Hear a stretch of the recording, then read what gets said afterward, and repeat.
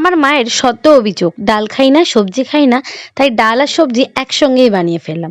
প্রথমে ফ্রাই প্যানে আমি ঘি দিয়ে গরম করে নিলাম, তারপরে দিয়ে দিলাম মুগ ডাল। এবার মুগ ডাল ঘিয়ের সাথে একসঙ্গে ভালো করে ভেজে নিলাম।